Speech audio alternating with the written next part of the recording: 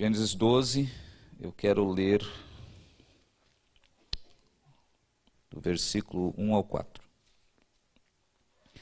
Então diz assim: Ora, o Senhor disse a Abrão: Sai da tua terra e da tua parentela e da casa de teu pai para a terra que eu te mostrarei.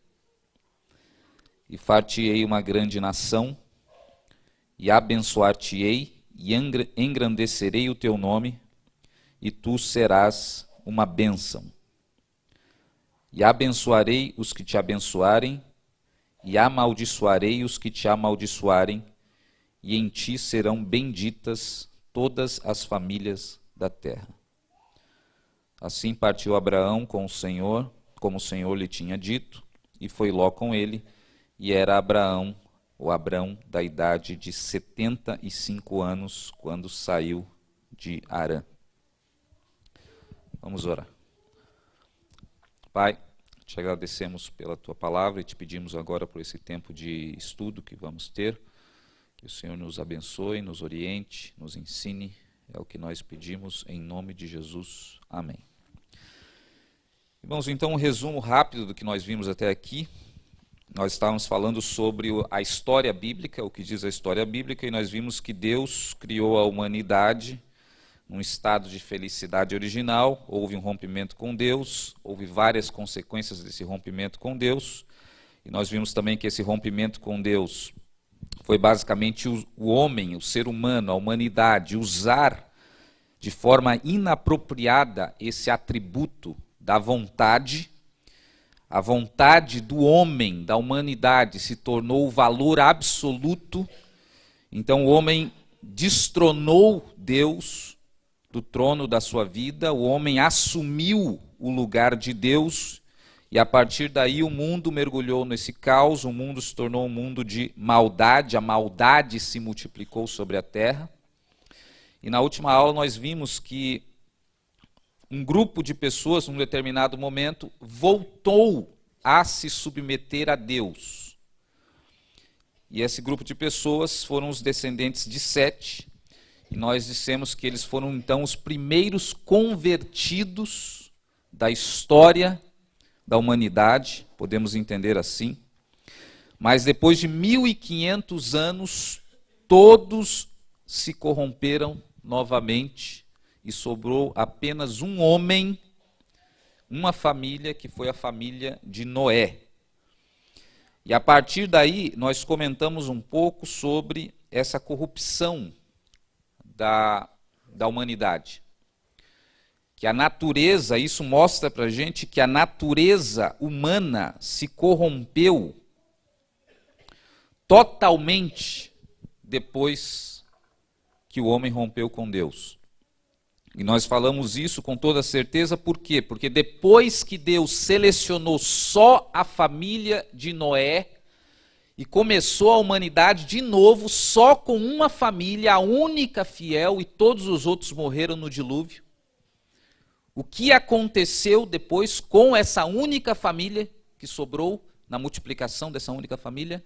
Nós vimos que isso culminou lá na Torre de Babel, onde novamente a humanidade voltou a querer ser como Deus, voltou a se corromper. Então veja, no movimento aqui da história bíblica, Deus selecionou somente aquela família fiel, e mesmo a humanidade que veio a surgir a partir só dessa família se corrompeu totalmente novamente. E por isso a gente chegou na conclusão que a queda, esse rompimento da humanidade com Deus, corrompeu irremediavelmente a natureza humana. Vamos lá? Então a humanidade entrou num buraco que não era mais capaz de sair. Vamos lá? Vocês não acordaram ainda? A humanidade entrou num buraco que não era mais capaz de sair.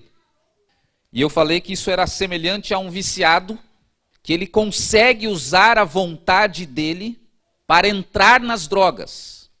Mas a vontade dele não é mais forte o suficiente para ele sair do vício. A humanidade conseguiu usar a vontade para romper com Deus, mas depois, para voltar para Deus, a vontade dela não era mais suficientemente forte para retornar. Então foi o que a Bíblia fala, que nós vimos, Romanos 3,10, que ninguém decorou ainda, né, mas eu continuo recomendando, decore Romanos 3,10, que diz o seguinte: não há nenhum justo, nenhum sequer, não há quem entenda, não há quem busque a Deus, todos se extraviaram. Quantos se extraviaram? Todos se extraviaram e juntamente se corromperam. Não há quem faça o bem. Está escrito. Nem um sequer. Então veja que a partir dessa história bíblica que nós vimos, esse movimento todo, a humanidade se corrompeu, depois sobrou Noé, depois se corrompeu tudo de novo. Nós percebemos, e depois o apóstolo Paulo fala aqui em Romanos 3,10, que toda a humanidade se corrompeu de modo que não há ninguém que faz o bem. Lembra de 1 João 1,8, se dissermos que não cometemos pecado, outro versículo bom para você decorar também. O que diz o texto lá, lembra?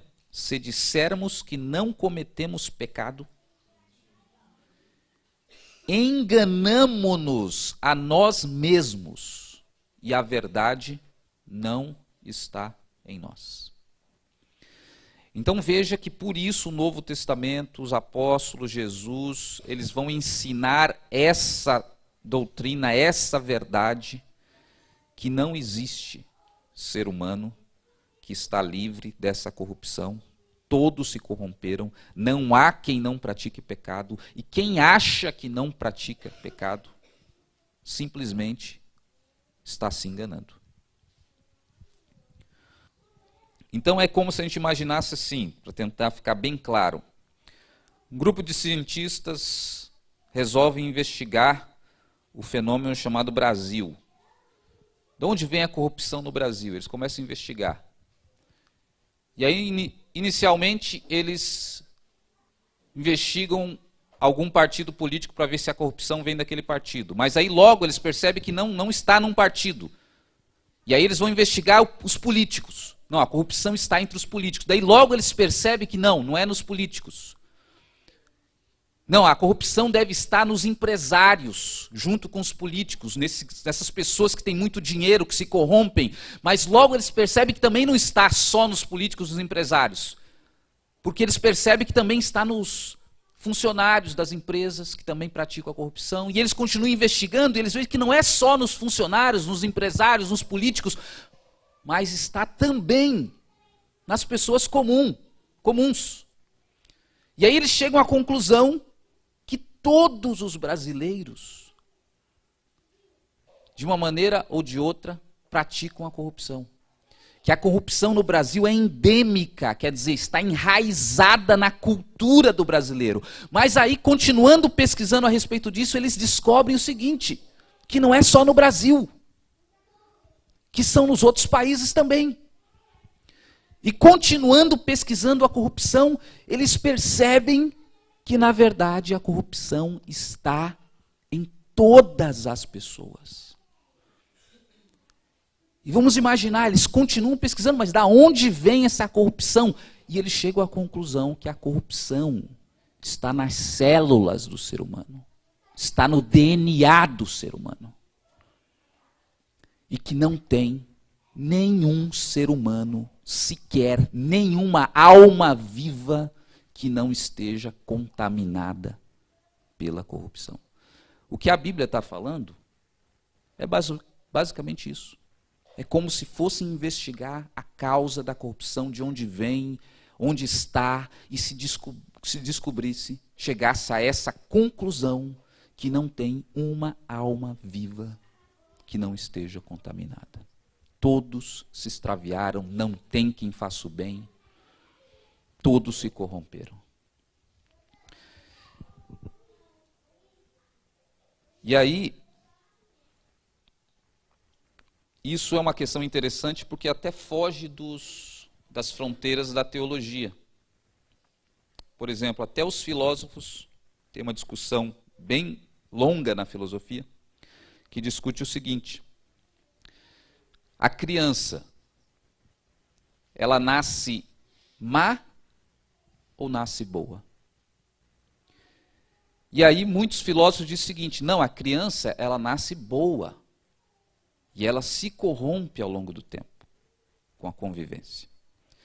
E aí tem um outro grupo de filósofos que diz: não, a criança nasce má, e nós temos que ensiná-la a ser boa, porque se nós não ensinarmos as crianças a serem boas, elas vão continuar sendo má, porque a natureza da criança já é má.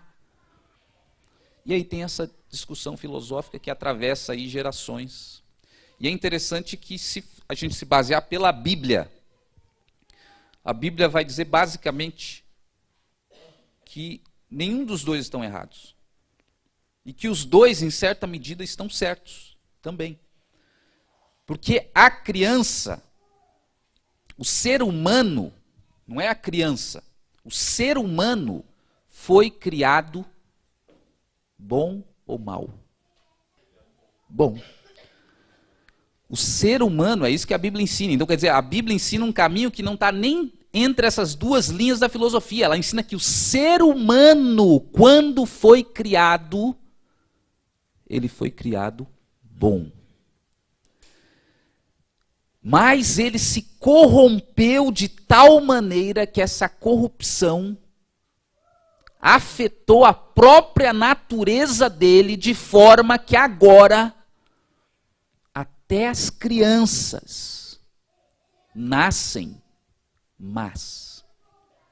Já está enraizada no DNA. Por isso que Deus eliminou a humanidade, ficou só a família de Noé preservada, e ainda assim eles se corromperam. De repente, alguns de vocês que entendem um pouco mais de ciência pode achar estranha essa teoria bíblica. Não é isso que eu estou falando aqui, essa é a teoria bíblica.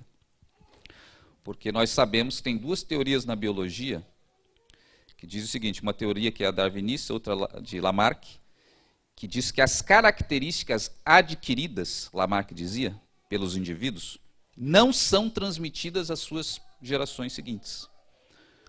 Tem até alguns que brincam assim: imagine que o filho do Arnold Schwarzenegger, né, vamos imaginar ele nos tempos áureos dele, né, fazendo musculação, com aqueles músculos.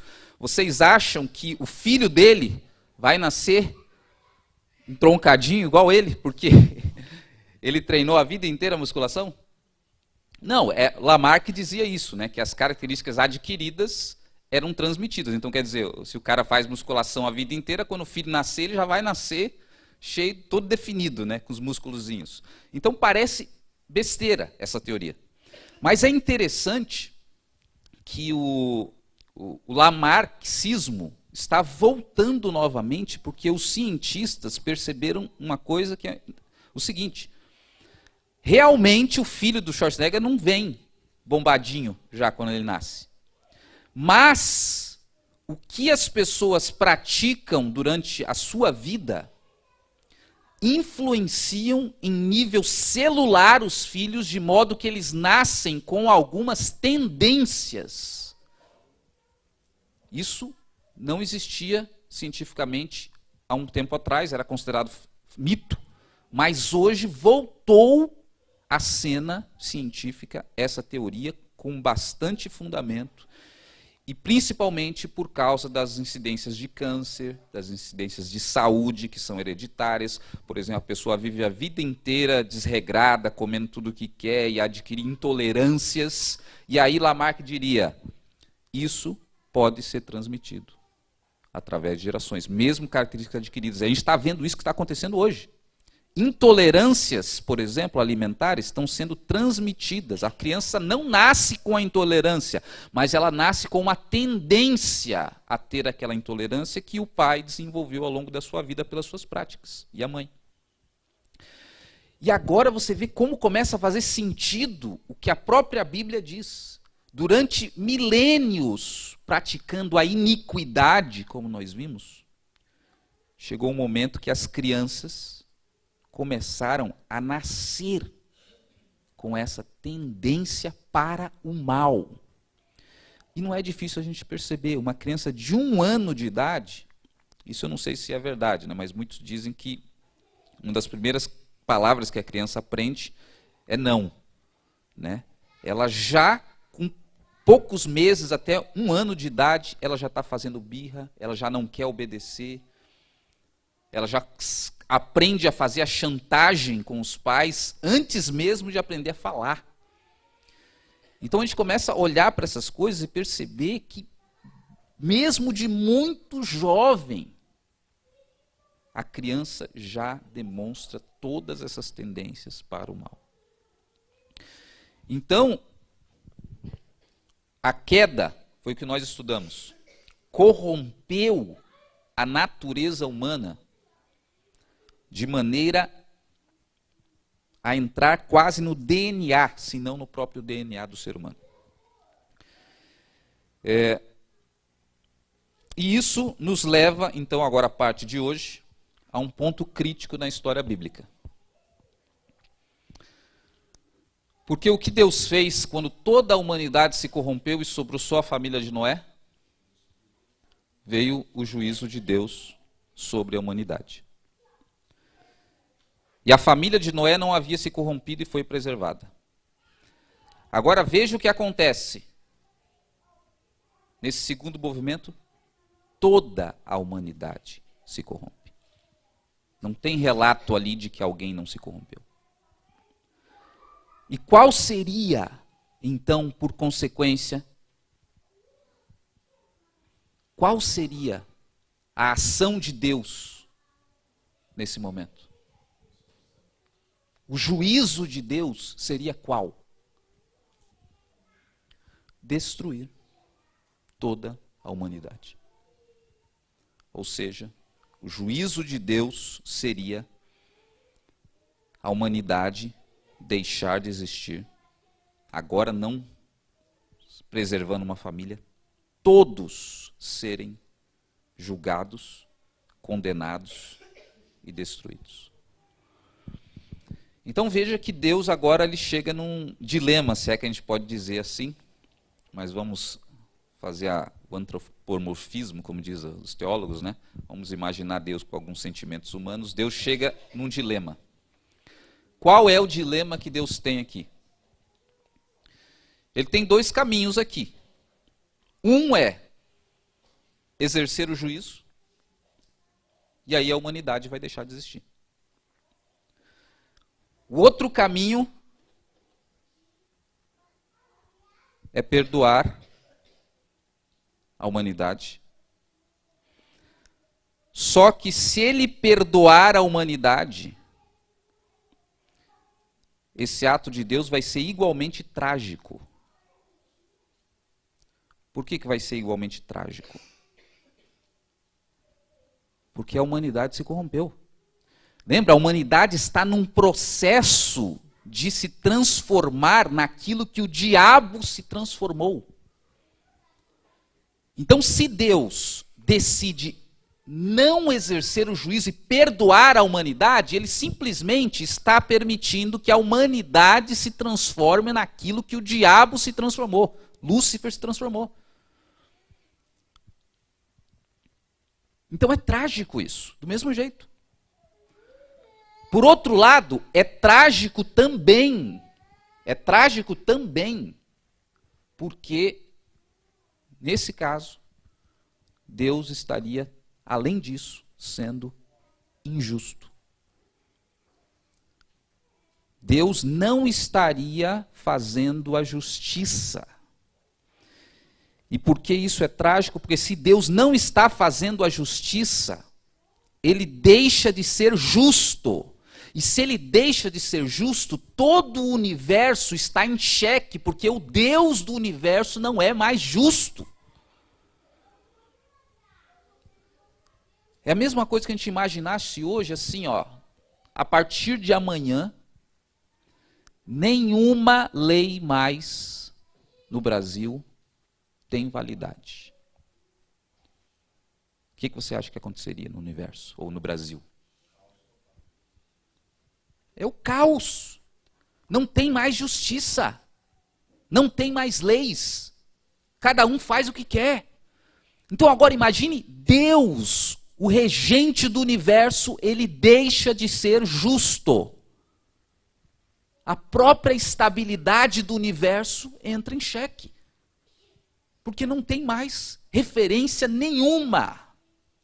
Deus não é mais justo. Está percebendo o dilema? Se Deus é justo, o que acontece com a humanidade? Tem que ser aniquilada. Se Deus não aniquila a humanidade, se Deus não exerce a justiça na humanidade, é igualmente trágico. Deus não é mais justo. Imagine viver num universo onde há um Deus que não é justo, um Deus que não é bom por consequência. E é trágico porque a humanidade vai continuar sendo o que é.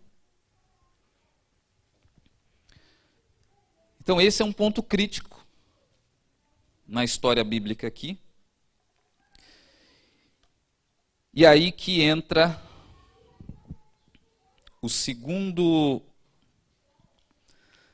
a segunda grande linha da história bíblica que nós falamos. Deus, ele toma uma decisão radical. Uma decisão extrema para resolver essa situação. Então vamos só recapitular. A gente disse que a história bíblica tinha duas grandes linhas. Qual era a primeira grande linha? Isso aí das aulas anteriores, vocês já responderam essa questão. Lembram? Não, aqueles são os pressupostos.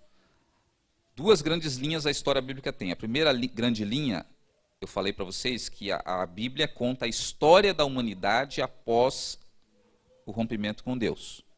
Né? E toda essa história que aconteceu, que a gente vem contando. O caos tomou conta do mundo, a maldade, etc.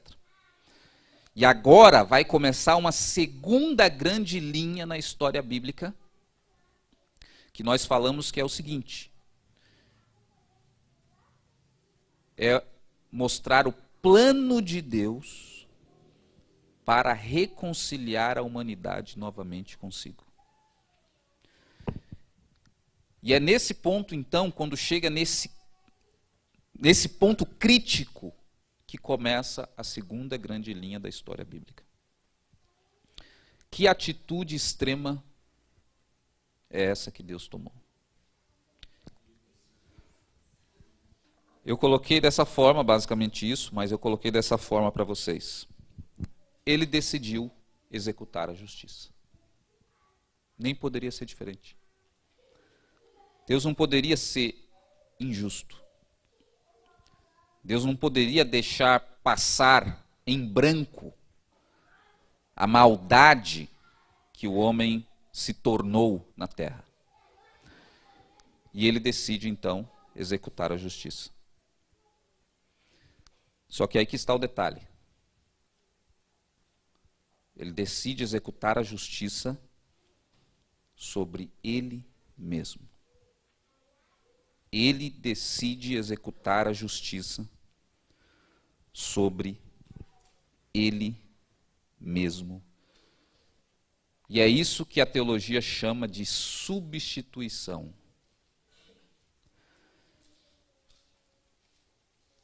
Deus assume o lugar para receber a punição que estava destinada a todos nós. Então eu vou resumir aqui a história rapidamente, o restante da história bíblica. Deus estabelece um plano de entrar no mundo humano. Isso não está nas questões aqui, que vocês não têm a folha ainda, mas tem várias coisas que eu estou falando aqui, estão nas questões que vocês vão pegar na folha da aula que vem. Mas antes de eu continuar aqui, só falar a primeira palavra-chave, para quem vai fazer a reposição da aula. Primeira palavra-chave, que é substituição. Então, voltando aqui. Deus decide estabelecer um plano. Que plano é esse? Ele decide entrar na história humana. É isso que a Bíblia chama de encarnação de Deus. Deus resolve se encarnar no mundo humano. E aí você pergunta, o que isso tem a ver com o texto que nós lemos de Gênesis capítulo 12? Alguém pode responder essa questão?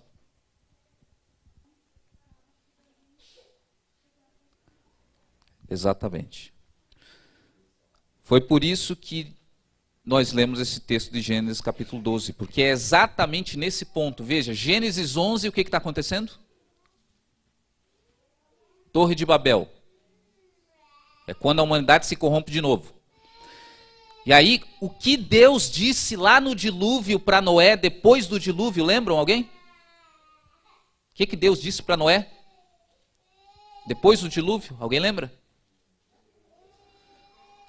Ele faz o arco-íris, a aliança. Qual é a aliança? Que ele não iria destruir a humanidade mais. E aí está subentendido, mesmo que se corrompa novamente, que foi o que aconteceu. Por quê? Porque ele já sabia o que ele ia fazer. E ele já sabia que a humanidade ia se corromper de novo. A humanidade se corrompe, e a partir de Gênesis capítulo 12, Deus começa a executar esse plano da encarnação. Ele vai se encarnar no mundo para receber a punição que deveria ser exercida sobre nós. Então, a partir de Gênesis capítulo 12, você vê a história de Deus escolhendo um homem, e escolhendo para quê? Escolhendo para quê? Vamos lá, irmãos, foco.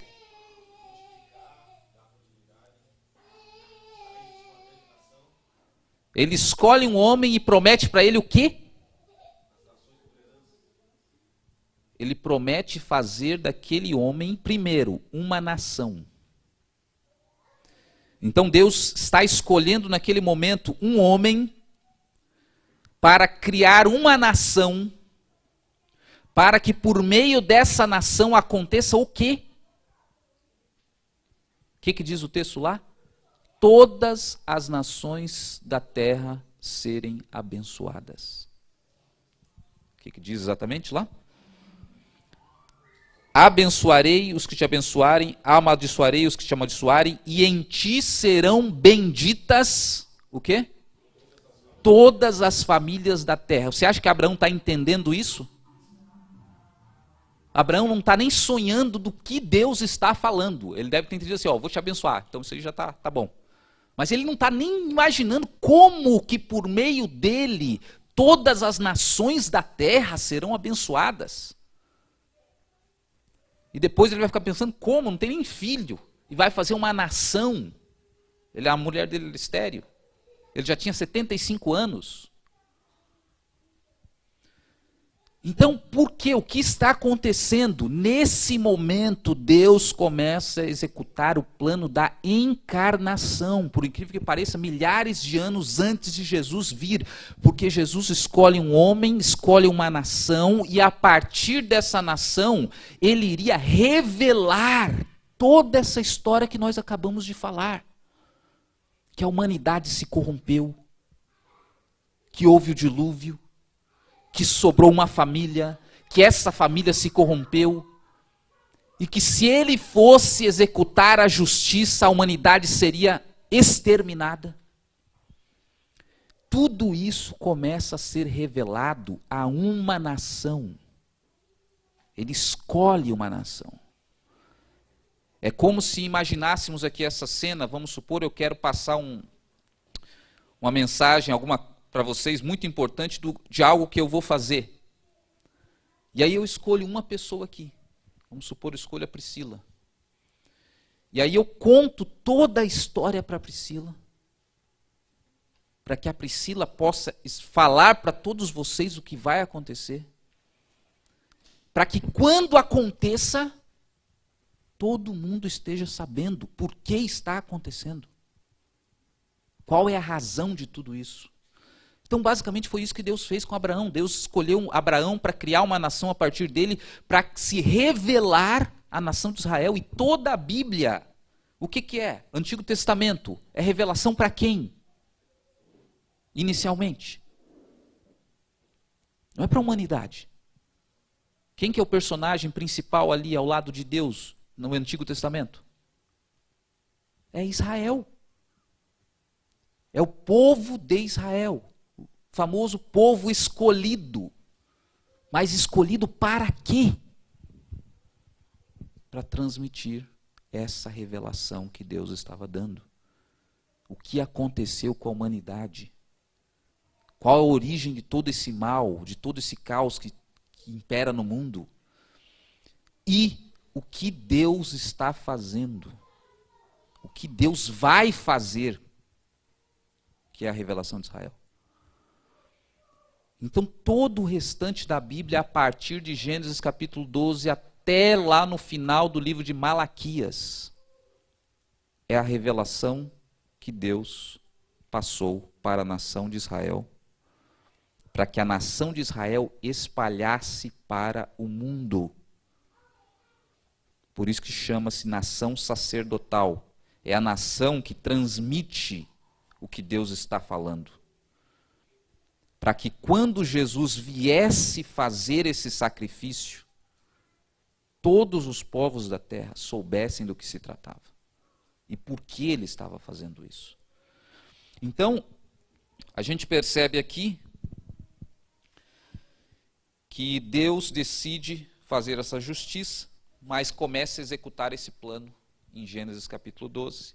E esse plano começa a ser executado, essa revelação começa a acontecer, e a Bíblia vai andando até chegar no Novo Testamento, na vinda de Jesus. E quando Jesus vem, o que acontece? Ele vem, reforça toda essa pregação, diz por que ele está fazendo isso. Israel já sabe, os profetas já falaram que viria o Messias, que o Messias faria isso. Isaías, capítulo 53, o profeta Isaías falou, ele vai vir, o Filho de Deus, ele vai morrer, ele tem que ser moído, porque ele vai ser moído pelas nossas iniquidades. O castigo que nos traz a paz estará sobre ele. E pelas suas pisaduras nós seremos sarados. Então, quando Jesus entra na história, ocorre a encarnação, Deus entra na história humana, ele repete várias vezes, mesmo a contragosto dos seus discípulos, eu vou morrer. Tem um texto que diz que quando chegou o tempo de Jesus, ele não podia ir para Jerusalém, porque ele sabia que se ele fosse para Jerusalém, ele seria morto. Então Jerusalém era o ponto de chegada, ele teve que ficar circulando Jerusalém até chegar o momento que ele sabia que era o momento dele morrer. E quando chega esse momento, o texto bíblico lá de Marcos diz que ele decidiu resolutamente ir para Jerusalém. E ele foi para Jerusalém, e lá ele foi preso, e lá ele foi torturado, e lá ele foi moído, e lá ele foi crucificado, e lá ele foi morto. E ele disse, a minha vida ninguém tira de mim. Se eu quisesse, poderia acionar o meu Pai, e 12 legiões de anjos apareceriam aqui para me livrar da morte. Ele não estava sendo morto. Ninguém estava aprendendo Jesus. Ele decidiu morrer. É por isso que ele foi morto. Ele disse para Pilatos: você não tem nenhuma autoridade sobre mim, senão aquela que foi dada do alto. E ele disse: a minha vida eu mesmo a dou. Ninguém tira de mim. Então, na história de Jesus, nós vemos a concretização desse plano, que Deus se entregou como sacrifício para receber a punição que nós mereceríamos. E por isso, lá no alto da cruz, o que ele disse antes de morrer? Está consumado. O castigo que a humanidade deveria receber, ele recebeu sobre ele. Está consumado, foi o que ele disse. Então, irmãos, vale a pena a gente dar uma olhadinha no texto de Isaías 53, que é outro que eu recomendo que vocês possam memorizar. Se você tem a sua Bíblia aí, vá lá em Isaías 53. São textos que todo cristão, alguns textos, tem que saber na ponta da língua. É a essência da nossa fé. Isaías 53, eu vou ler o capítulo, e aí, aquele relógio, acho que não arrumaram, né? Eu já estava pensando em ir até às 11h30, falei, nossa, que legal. Eu vou ler todo o capítulo, ou pelo menos uma parte do capítulo, depois eu indico alguns versículos mais interessantes. Veja Isaías 53. Isso aqui é o profeta Isaías falando muito antes de Jesus vir à terra. E olha o que ele está dizendo. Quem creu na nossa pregação? E a quem se manifestou o braço do Senhor? Porque foi subindo como renovo, falando de Jesus, né? Em linguagem profética, ele foi subindo como um renovo perante ele, como raiz de uma terra seca, e não tinha parecer nem formosura, e olhando para ele, nenhuma beleza havíamos para que o desejássemos. Ele era desprezado, e o mais indigno entre os homens, homem de dores, experimentado nos trabalhos, e como um de quem os homens escondiam o rosto, ele era desprezado, e não fizeram dele caso algum. Agora o 4, veja. Verdadeiramente, ele tomou sobre si as nossas enfermidades, e as nossas dores levou sobre si. E nós o reputamos por aflito, ferido de Deus e oprimido. Mas ele foi ferido pelas nossas transgressões, e foi moído pelas nossas iniquidades, e o castigo que nos traz a paz estava sobre ele. E pelas suas pisaduras fomos sarados. Todos nós, olha a corrupção humana de novo, todos nós andávamos desgarrados como ovelhas. Cada um se desviava pelo seu caminho, mas o Senhor fez cair sobre ele a iniquidade de todos nós. Ele foi oprimido, mas não abriu a boca. Como um cordeiro foi levado ao matadouro, como uma ovelha muda perante os seus tosqueadores. Ele não abriu a boca. Da opressão e do juízo foi tirado. E quem contará o tempo da sua vida? Portanto, foi contado na terra dos viventes, e pela transgressão do meu povo ele foi atingido. E puseram a sua sepultura com os ímpios e com o rico na sua morte, porquanto nunca fez injustiça, nem houve engano na sua boca. Todavia, ao Senhor agradou moê-lo, fazendo-o enfermar. Quando a sua alma se puser por expiação do pecado, verá a sua posteridade, prolongará os dias, e o bom prazer do Senhor prosperará na sua mão. Então, versículo 4, especialmente ali, Isaías 53, 4.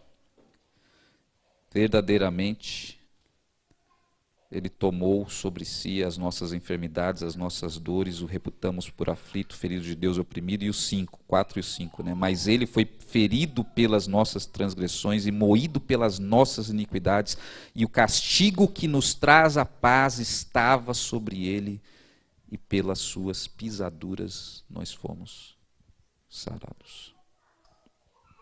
Séculos antes de Jesus aparecer, Deus já havia revelado tudo isso para o profeta Isaías e muitos outros ainda.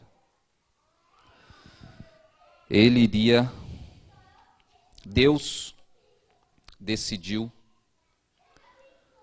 tomar uma atitude radical a respeito desse dilema da humanidade. Ele resolveu fazer justiça. Mas ele fez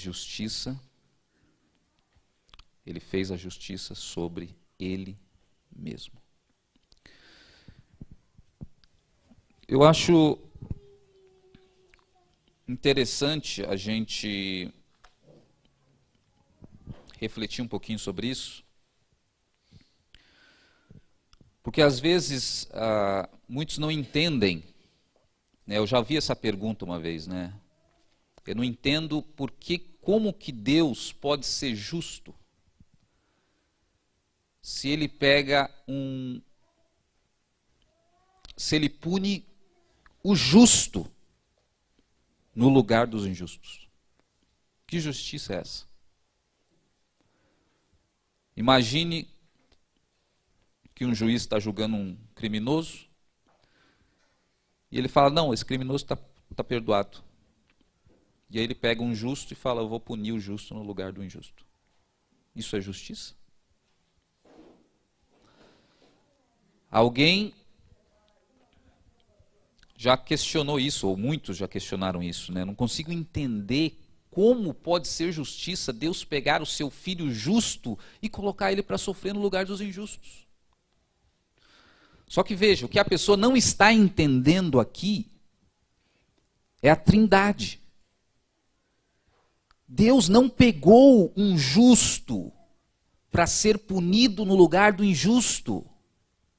O que a Bíblia está dizendo é que Deus, Ele mesmo, se colocou para ser punido no lugar. Ele mesmo. Então é como se a gente imaginasse um julgamento, um juiz, que está julgando o seu próprio filho, que é um criminoso, confesso, que praticou uma série de maldades e que merece ser punido. E aí o juiz, vendo o filho arrependido e sabendo que o arrependimento é verdadeiro, é claro, como qualquer pai, ele não quer condenar o seu filho à morte. Mas se ele não fizer isso, ele não pode ser mais juiz. Ele não pode ser juiz porque ele não pode ser injusto. Porque tem todas as testemunhas acompanhando e vendo e sabendo que aquele homem, aquele rapaz é culpado. E aí Deus, ou melhor, o juiz, faz o julgamento. Faz o julgamento e bate o martelo. E condena. E decreta a sentença do próprio filho. Mas no momento que os guardas se apresentam para levar o condenado, todo o tribunal se surpreende, porque eles não vão em direção ao réu que está no banco dos réus. Eles vão em direção ao juiz. E aí eles tiram a roupa do juiz, a toga dele, que eles levam o juiz para ser morto no lugar do filho. É isso que a gente está vendo aqui. Essa é a história que a Bíblia conta. Então a justiça ela está sendo feita. O juiz decidiu que a justiça seria executada sobre ele mesmo. Mas tem outras dúvidas também que as pessoas levantam sobre esse ato de Deus, que é o seguinte: mas se ele é Deus, por que ele teve que fazer isso? Eu não entendi, Ricardo, você falando a estabilidade do universo seria comprometida e tal. Então vamos imaginar uma outra cena, para você entender essa questão. Imagine que uma cena simples, mas que é suficiente para a gente entender isso. Imagine que uma família tem um pai, a mãe e 2 filhos. E aí, o pai passa as instruções para os filhos que eles não devem brincar de bola ali na frente da casa do vizinho, porque eles vão acabar estragando alguma coisa do vizinho. E ele diz o seguinte: se vocês forem brincar lá e quebrarem alguma coisa do vizinho na hora do almoço, quem fez isso não vai almoçar, vai ficar sem comida. Não vai almoçar, de castigo. Só que aí chega na hora do almoço, ele fica sabendo que um dos meninos, tem que ser menino para fazer isso, sai quebrando tudo aí. Um dos meninos foi lá, jogou, brincou, desobedeceu e quebrou. Só que chega chorando, arrependido. E o pai olha para o filho, o pai sabe quando o filho realmente está arrependido, de verdade. E aí o pai fica com pena do filho. Não vou deixar o meu filho sem comida, ou vou deixar ele. Só que aí ele está no mesmo dilema que eu falei agora há pouco. Por quê? Se ele dá a comida para o filho, o prato de comida para o filho, como fica a palavra dele? Ele disse que não podia. E esse é um dos problemas, muitas vezes, em administrar esse ofício de ser pai e ser mãe. Porque o pai ama o seu filho, a mãe ama o seu filho, só que tem momentos em que ele tem que cumprir a sua palavra. Porque se ele não cumprir a sua palavra, ele vai perder o respeito perante os seus filhos. Ele vai perder o respeito perante a sua esposa. Ele é uma pessoa que fala e depois desfala. Não tem estabilidade. Isso, em vez de educar o seu filho, vai deseducar, vai ensinar o seu filho que ele pode fazer qualquer coisa e não tem consequências. E isso acaba prejudicando a educação de muitas crianças hoje, porque os pais simplesmente não estabelecem os limites, falam uma coisa e depois falam outra. E aí o que esse pai fez? Ele, mesmo com pena do filho, ele falou para a esposa: sirva só 3 pratos. E aí ele pergunta: por que eu estou servindo 3 pratos?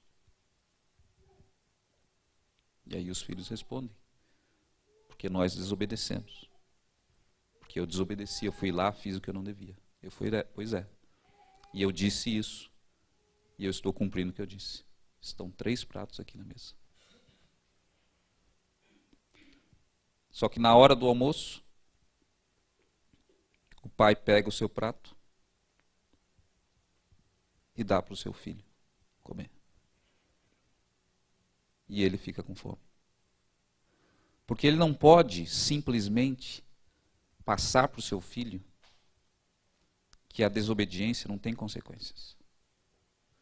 Por mais que ele não queira ver o seu filho sem comer, ele precisa mostrar que ele tem palavra. Ele precisa mostrar que ele é justo.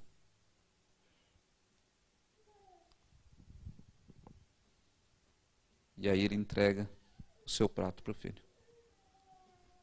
E ele fica sem comer. Então veja como Deus, ele não pode simplesmente perdoar o ser humano. Ele tem que pagar o preço. da condenação. Foi isso que Deus fez. Foi isso que Deus decidiu fazer para que a humanidade não fosse exterminada naquele momento. Ele disse: eu vou receber a punição que a humanidade deveria receber. Então é um plano radical que Deus coloca em ação. E é isso que nós vemos os versículos do Novo Testamento falando incessantemente. 2 Coríntios 5, 21, por exemplo: aquele que não conheceu o pecado, ele se fez pecado por nós, para que por ele nós fôssemos feitos justiça de Deus. É isso que nós vemos Paulo falando, porque o salário do pecado, Romanos 6, 23, ou 3, 23, porque o salário do pecado é o quê? A morte. A consequência tem que existir. Mas o dom gratuito de Deus é a vida eterna por meio de quem? De Cristo Jesus. Por meio daquilo que ele fez. É por isso que nós vemos lá em 1 Timóteo 2, 5 e 6, por exemplo: há um só mediador entre Deus e os homens, Jesus, o qual deu a si mesmo para a redenção de todos. 1 Pedro 1, 18, 19: nós não fomos comprados por coisas corruptíveis como prata e ouro, mas fomos resgatados pelo precioso sangue de Jesus. Apocalipse 5:9: porque fostes morto, falando de Jesus, e com o seu sangue comprastes para Deus homens de toda tribo, toda língua, toda nação. 1 Pedro 3,18: porque também Cristo padeceu uma vez pelos pecados, o justo pelos injustos, para nos levar novamente a Deus.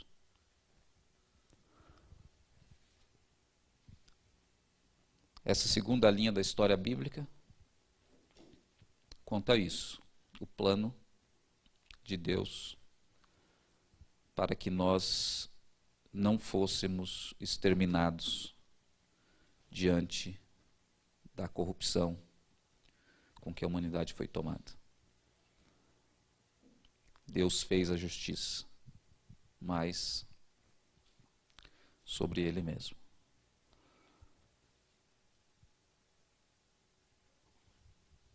Mas para o próximo domingo, né? Vai ser domingo? Vai, né? Isso. Próximo encontro nosso, nós vamos responder a questão que é a seguinte: mas do que adianta tudo isso? Do que adiantou ou do que adianta isso? Se a humanidade, do que adianta Deus vir ao mundo para que nós não fôssemos exterminados, se nós nos corrompemos irremediavelmente? E no final, vamos nos transformar naquilo que o próprio diabo, Lúcifer, se transformou. Do que adianta Deus fazer tudo isso, se nós continuamos sendo os mesmos pecadores?